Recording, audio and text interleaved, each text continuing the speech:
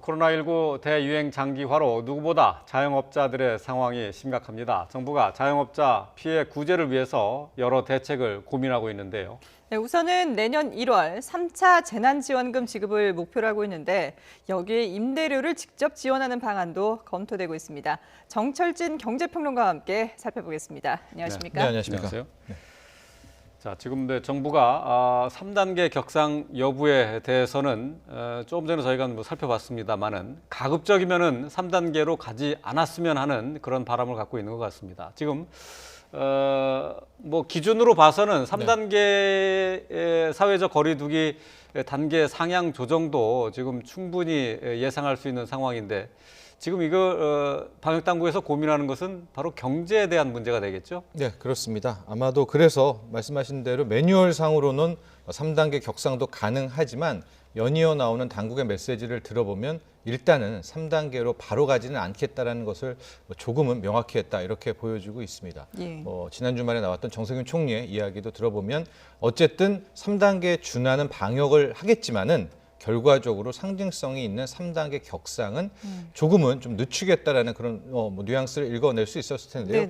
핵심은 역시 경제에 큰 타격입니다. 아마 2.5단계와 3단계가 갖고 있는 그런 무게감, 그 비중인데요. 여러 통계기관에서 나왔지만 일단 3단계로 가게 될 경우에는 소상공인들 거의 200만 곳 이상이 이제 영향을 미치게 되는 것이고요. 경제 성장률 같은 경우에도 이제 3단계라고 해서 바로 락다운은 아닙니다. 네. 3단계로 갔다가 더 심해질 때가 이제 봉쇄가 들어가게 되는데 봉쇄로 가면 그야말로 엄청난 충격이지만 3단계만 가더라도 당초 우리가 내년에 한 3% 경제 성장률 전망을 좀 하지 않았었습니까? 3자는 아마 거의 힘들게 되겠죠. 이게 고스란히 1분기에 영향을 미치게 되니까 아마도 그런 점들을 고려하고 있지 않나 이렇게 보여지고 있습니다. 3단계로 격상이 되면 자영업자들이 직격탄을 맞을 수밖에 없는 그런 상황인 건데 보면 올해 이 코로나 사태가 장기화되면서 자영업자들 수도 많이 줄지 않았습니까? 그렇습니다. 이제 통계를 좀 보면은요, 이 자영업자 통계가 크게 두 가지로 많이 나오게 됩니다. 고용원 있는 자영업자, 그다음에 고용원 없는 자영업자, 나홀로 자영업자죠. 그다음에 그 둘을 합쳐서 이제 올해 자영업자 증감 추이들이 나오고 있는데요. 실질적으로 저렇게 계속해서 줄고 있는 그런 모습인데 저 통계의 로 데이터를 보면 실제로 고용원 있었던, 그러니까 종업원을 두고 있었던 자영업자는 24개월 연속 순감을 하고 있었고요. 반면에 나홀로 자영업자는 22개월 연속 순증을 하고 있었거든요. 근데 그 둘을 합친 게 지금 나온 이 표입니다. 이게 무슨 얘기냐면 이렇게 생각하시면 돼요. 이제 종업원을 두고 일하다가 다 해고를 하고 그분들이 나홀로 자영업자를 됐고 그것도 못했던 지금 표에 나와 있는 3월에 7만 명, 9월에 12만 명 이분들은 아예 나홀로의 고용도 나홀로의 사업도 힘들기 때문에 이제 떠나게 되는 그만큼 올 한 해는 진짜 자영업자들에게는 어마어마한 충격이었던 거죠.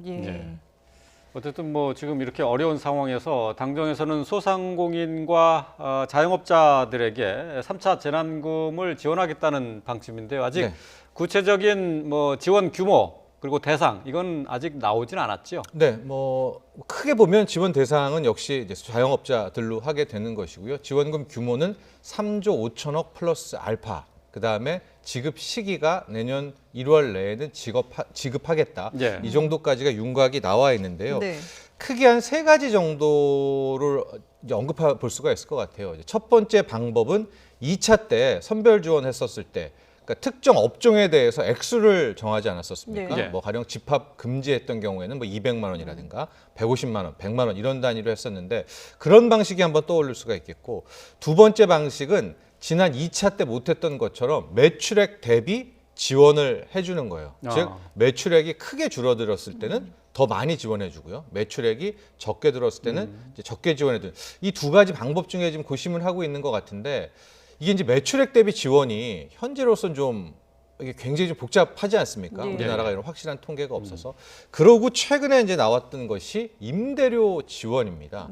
그러니까 아마도 2차 때처럼 업종별 지원을 하든 아니면 매출액 대비 지원을 하든 이런 둘 중에 하나 지원을 하고 여기에 아마 지금 이슈가 되고 있는 임대료 지원 방식까지 이제 함께 들어가게 되는 그런 정도의 지원을 예상해 볼 수가 있을 것 같은데 근데 이제 지금 제가 언급했던 이 임대료 지원이 이번에 그러니까 포함이 된다면 임대료 지원이 핵심이 아니라 기존 지원에다가 임대료 지원까지 더해지게 된다면 지금 잡고 있는 예산 규모 이 3조 5천억 플러스 알파는 상당히 적습니다. 그렇게 될 경우는 어디선가 또 돈을 끌어와야 되는 이제 그런 숙제가 또 남아 있게 됩니다. 예. 근데 그 임대료 부분은 사실 그 임대료 멈춤법을 여당에서 이제 발의를 하기도 했었는데 네. 그러니까 이게 임대료를 그 집주인들에게 자발적으로 낮추라고 하기에는 이게 사유재산 침해 문제가 있기 때문에 결국 이제 정부가 지원하는 쪽으로 방향을 바꿨다라고 보면 될까요? 네, 그 정도 그 부분은 아마 당국도 정부도 그렇고 여당 쪽에서도 입법으로 접근할 것 같지는 않습니다. 예. 왜냐하면 그 중에 나온 메시지가 물론 이제 민주당 의원이 이제 입법 발의한 네네. 법안이 있기는 합니다. 임대료 멈춤법이긴 한데 말씀하신 대로 그것이 뭐 사유재산 침해 또 이거 자칫 이것이 우리가 그 전월세 임대차 3법에서도 세입자와 또 집주인 간의 어떤 갈등처럼 이게 임대인과 임차인 간의 갈등이 이제 또 다른 양상으로 벌어질 수가 있는 것 네네네. 아니겠습니까? 그래서 아마 그렇게 입법으로 해결할 것 같지는 않고 기존에 하고 있는 방식이 이제 착한 임대인이라고 해서 네. 이제 세액공제를 해주는 게 있었습니다. 그렇죠. 그것이 연말에 끝나게 되는데 그걸 일단 6개월 연장은 이제 이미 하기로 한 것이고요. 아마 그 세액공제 방식에서 뭔가 좀 해법을 찾아낼 수 있지 않을까 아마 그런 쪽으로 방향이 잡힐 것 같습니다. 예. 뭐 재난지원금 1차, 2차 두 차례 걸쳐서 이미 지급이 되는데요. 이제 3차 재난지원금은 이 지급 대상이 좀 좁혀지는 게 되는 건데 예. 여기 역시 뭐 1, 2차와 마찬가지로 현금성 지원이 되는 거죠. 네, 아까 지원도 역시 헌현금으로 하게 되는 것이고요. 이제 현금이 역시 여러 가지 차원에서 소상공인들 입장에서는 뭐 가용성 측면에서는 굉장히 유리한 방식이기 때문에 아마 현금성 지원을 하게 될 것 같은데 지금 계속해서 말씀드리지만은 업종별 지원을 이미 2차 때 해봤기 때문에 네네. 거기에다가 이제 임대료라는 것이 지금 새로운 키워드 화두로 나오고 있는 것 아니겠습니까? 네. 그렇다면은 저 임대료 지원을 어떻게 할까? 이제 첫 번째 떠오르는 것이 뭐 깎아줬던 뭐 건물주라든가 이런 분들에게 세액공제로 일정 부분 돌려주는 방식. 이게 캐나다 방식 같은 경우거든요. 예. 그러니까 그 뭐 집주인이 건물주가 75% 이상 깎아주면 50%는 이제 세액공제로 돌아주게 되는. 그것이 아마 캐나다에서도 이걸 입법으로 뭐 무조건 국가에서 내린 집합금지 때는 뭐 건물주라든가 소유주는 임대료를 깎아줘라 이렇게 할 수가 없기 때문에 일정 부분 이제 그런 방식을 취하지 않나 보고 있는데 예. 그런 것도 가능하고요. 아니면은 기간을 정해가지고 이 집합금지된 거 뭐 2개월이면 2개월, 3개월, 3개월치의 임대료를 뭐 정부가 직접 네.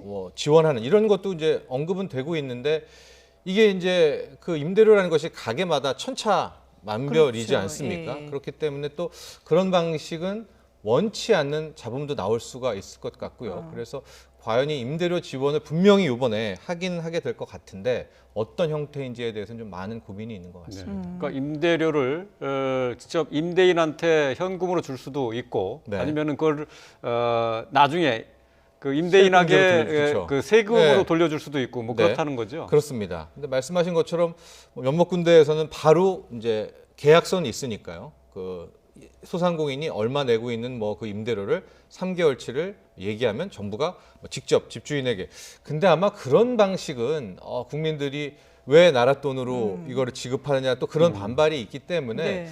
아마도 세액공제에서 뭔가 뭐 타협점이 나올 듯해 보이지만은 예, 예. 아직까지는 아직 결정난 것은 없고 고심 중에 있는 걸로 같습니다. 예. 근데 지금 앞서도 잠깐 언급하셨지만 3차 재난지원금을 지급을 이제 내년 1월 중에 하겠다라는 계획을 세우고 있는데 과연 그러면 그 나라 돈이 얼마만큼 이제 조달이 될 수 있느냐, 재원이 어디서 과연 나올 수 있느냐 이런 부분 아니겠습니까? 그렇습니다. 지금 현재 3조 플러스 알파, 3조 5천억 플러스 알파 이제 두 가지 차원인데 이거보다는 더 많은 예산이 필요할 것 같습니다. 예. 그렇다고 하더라도 당장 1월에 들이단짝 추경을 할 수는 없죠. 이제 네네. 예산의 첫 예. 출발인데요. 그렇다면 현재 예산 중에서 아마도 전용할 수 있는 부분들을 이렇게 좀 떼어내서 이번에 이제 3차 긴급재난지원금 쪽으로 좀 활용할 수는 있지 않을까 이렇게 이야기들은 나오고 있는데 예. 확실한 것은 현재 규모 3조 5천억 플러스 알파로는 지금 당국이 언급하고 있는 이 지원을 하기에는 조금 부족한 감이 있지 않나 이렇게 보고 있습니다. 예.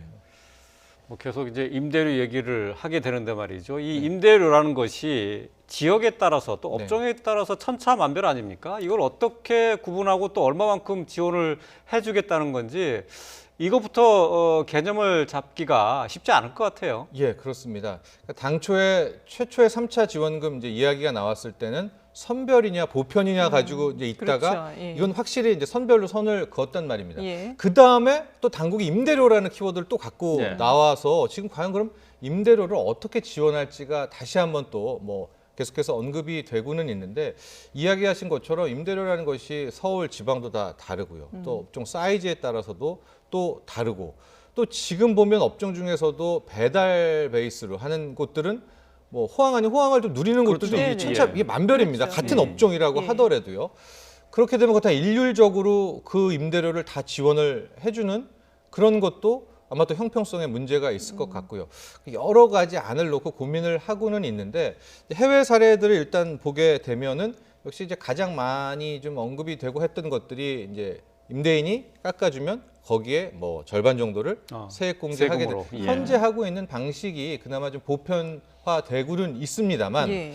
또 이제 이걸 가지고 어느 정도까지 그 현재 힘들어하고 있는 소상공인들이 당장의 지원이 될 수가 있을까? 왜냐하면 그렇게 그런 착한 일명 착한 임대인이 없는 소상공인도 있지 않겠습니까? 예. 그렇죠. 예. 그러면 그 소상공인은 혜택을 못 받는 거잖아요. 네네. 근데 착한 임대인이 있는 소상공인은 세금으로 혜택을 받는 것이고요. 예. 그럼 이 둘 사이에 또 차별이 있으니까 아. 이거에 대한 형평성이 또 깨지잖아요. 예. 그러니까 당장의 현재 방식인 착한 임대인에게 세액공제하는 것도 이것도 분명 보완이 필요한 거란 말이죠. 예. 그럼요. 예. 그거에 대한 고민도 분명히 있어야 됩니다. 예. 음. 근데 지금 오늘 이제 벌써 12월 21일이거든요. 네. 시간이 1월 달에 지급을 하겠다라고 하면은 이런 부분들 세세하게 조정해야 되는 부분이 상당히 많은데 과연 1월에 정상적으로 지급할 수 있을지 계획대로 할 수 있을지 그 부분이 좀 걱정이 되는군요. 그렇습니다. 그래서 아마 뭐 여러 가지 이야기가 나오고 있는데요. 네. 우선적으로는 뭐 2차 때 했던 것처럼 집합 제한, 집합 금지 업종의 고정액이었죠. 그때처럼 뭐 200만 원, 150만 원, 100만 원씩을 이제 지원하고 나서 아마 임대료 부분에 대한 어느 정도의 솔루션과 고민이 끝나면 그것을 또 추가적으로 지원하는 뭐 이런 안도 왜냐하면 지금 물리적인 시간이 그러게요. 너무 부족하거든요. 네네. 그렇다고 지금 막 좀 세간에 돌거나 앵커가 이야기한 것처럼 직접적으로 나라가 이제 임대인에게 통장에다가 건물주에게다 그 임대료를 쏴주는 방식도 현재 뭐 국민들에게 그렇게 또 많은 할 수가 있을 것 같기 예. 때문에 아마 조금 먼저 지원하고 임대료를 조금 늦추고 지원하고 아마 이런 것들에 대한 고민도 함께 생각해 볼 수 있을 것 같습니다. 예, 예. 그렇군요. 알겠습니다. 네, 지금까지 정철진 경제평론가와 함께 했습니다. 오늘 말씀 잘 들었습니다.